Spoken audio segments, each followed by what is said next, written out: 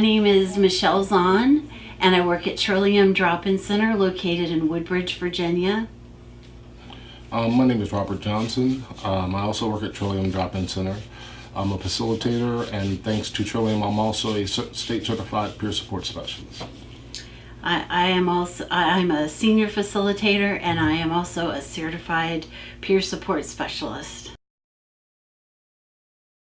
Trillium is a brick and mortar center located in Woodbridge that is specifically for people with mental health issues. And our mission is to provide a stigma-free, stress-free atmosphere for mental health consumers age 18 and over. And we're very careful about emotional and physical safety. And we have our rules that are designed to lend to that kind of atmosphere. We work with people with bipolar disorder, such as myself, schizophrenia, depression, along with providing, we'll say, a stigma-free environment. We offer a safe place for support, a place where, like myself, I can come and be myself. I'm around people that are just like me, so therefore they're not judging me.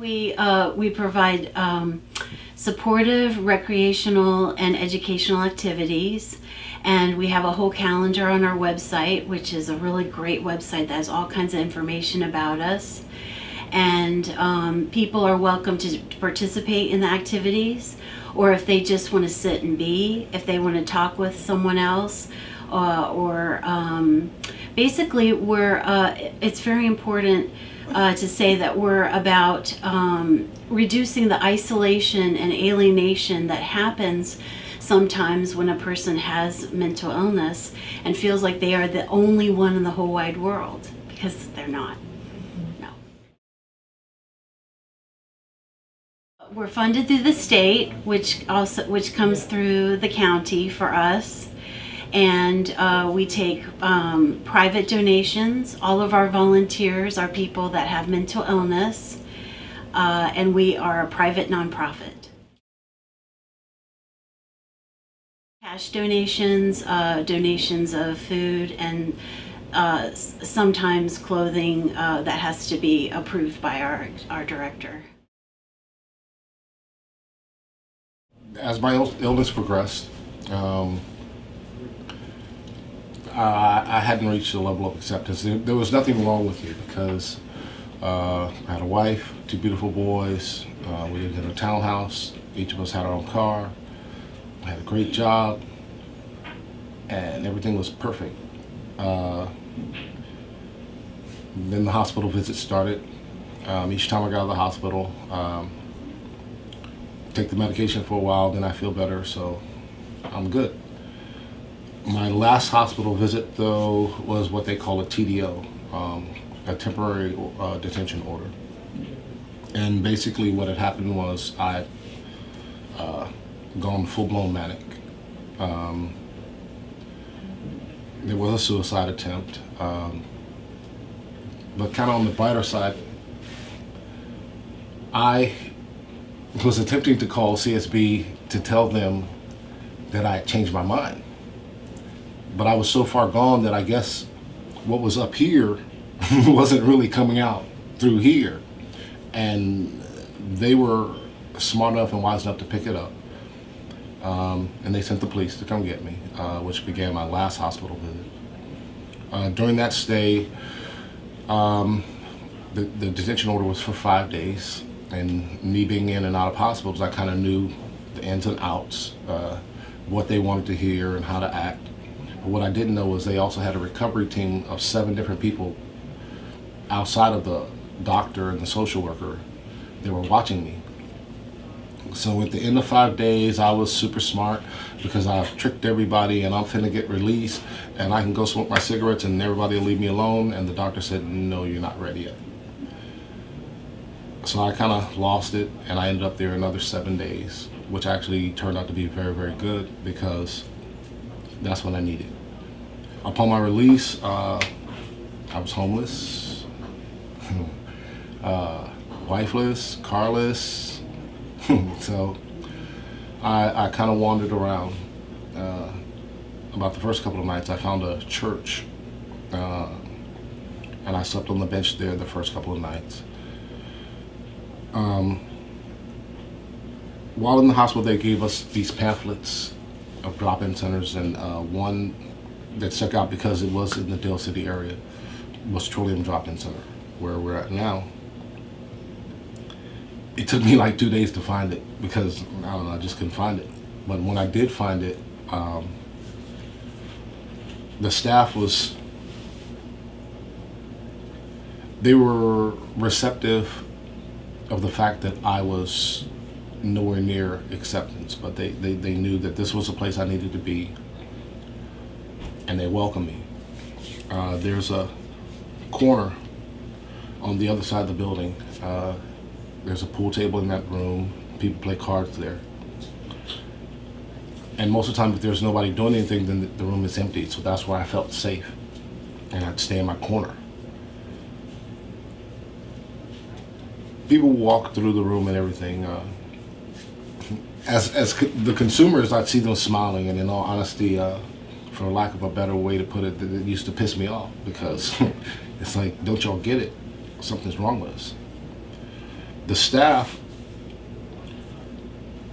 never pushed me. They'd walk past and say, hello, are you doing okay? But they just keep it moving. Nobody ever pushed me to do anything, to talk or to join in anything. They just let me be me. Eventually, you kind of get tired of seeing everybody else laugh. And it went from being pissed off to, how can I get that? I started casually talking to some of the staff members, one of the main ones being our director, Cynthia Dudley. And they let me know that it was okay to be me, and that, in all honesty, there wasn't anything wrong with me. And I started to learn that I am not bipolar with schizoaffective features. That's just something I have. I am still Robert Johnson. And they began to help me find Robert Johnson again. They, through various friends and connections they had, they helped me find a tent, helped me connect with a campsite. They connected me with an organization that ran a job training program. It's a bakery class. Through that, I was able to actually get a part-time job. And after 18 months of patience with me, tolerance a little bit, but a lot of kindness and support, I was able to connect with the VA. I forgot I'm a veteran. And I went from being homeless to a home. During that time period, I did have some issues, and I lost that job I had, but they just kept supporting me. And eventually, one day, I was pulled aside and asked, how would you like to work here? And I was like, okay, well, sure. Because I figured they're nice people, and I have fun here. And what started as 10 to 12 hours a week has turned into multiple certificates, a state certification, a place of self-empowerment, an inner strength that I didn't an inner strength that I didn't know I had, a family support system that I know for a fact I couldn't do without. And that's what, in turn, for me personally, and I'd also like to say the rest of the staff, that's what we try to provide for everyone else that comes through these doors. That opportunity to find out who they are and to become who they are. They work for me, and as I've heard the director say, we work miracles every day. I was diagnosed with bipolar disorder at age 16, and I went through a lot of situations with that. I've experienced psychosis in my life 3 times in my life, which is something that takes a great deal to come back from, and I have done that work.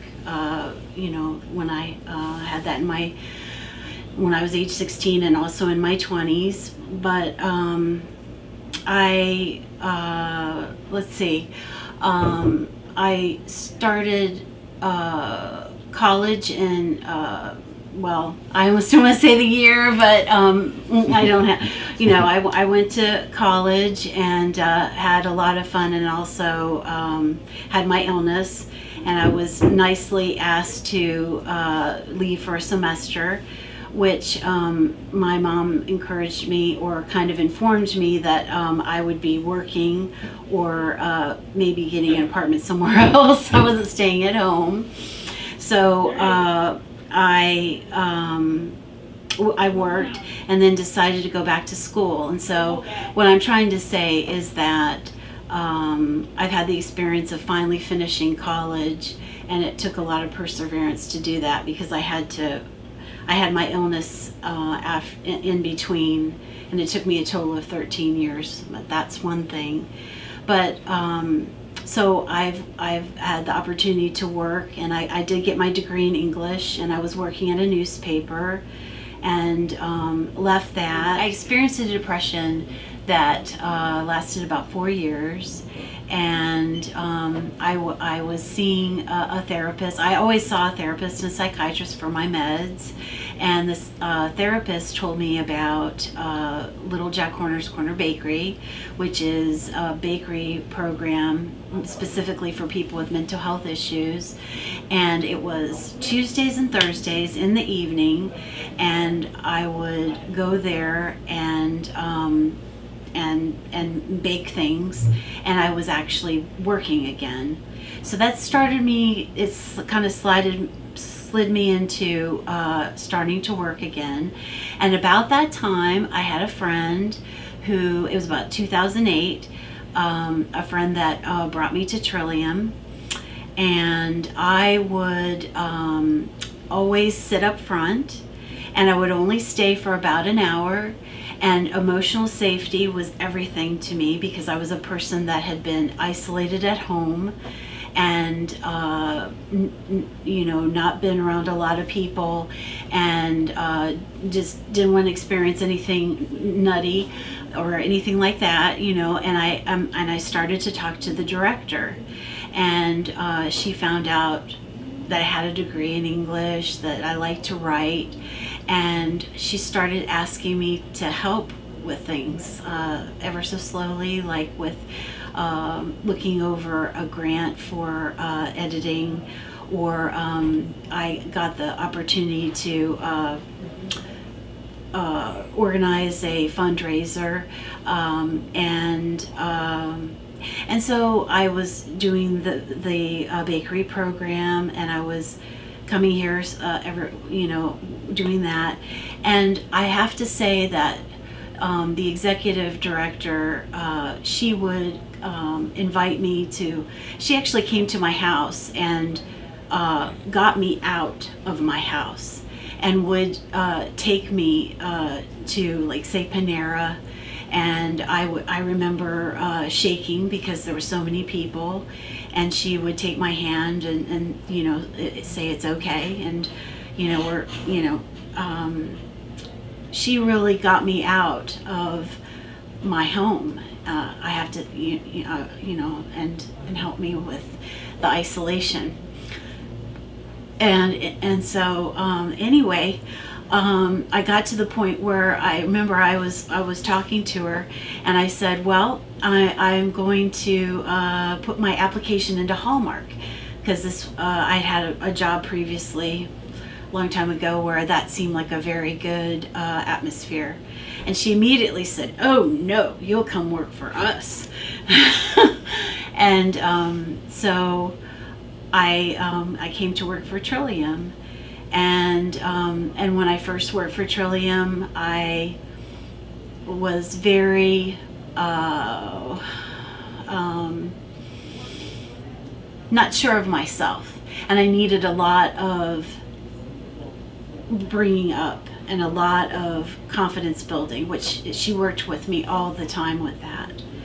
And eventually in 2009, an opportunity came up to do a speaking program, and I went to a training, and when I came back, it turned out that they needed a coordinator for us to continue to get money for it. So I agreed to be coordinator, and I started being coordinator for this program for doing speaking in the community. And so eventually it's now turned into our own speaking program that we have, and I'm now a senior facilitator.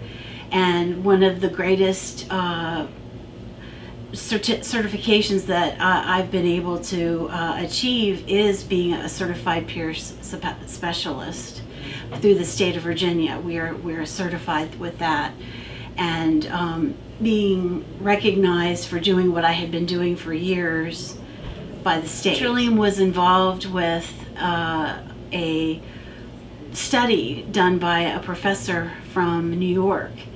And as part of that, my boss and I got asked to go to the United Nations, and we spoke at an NGO conference, and got to go to New York City and experience that. That was incredible.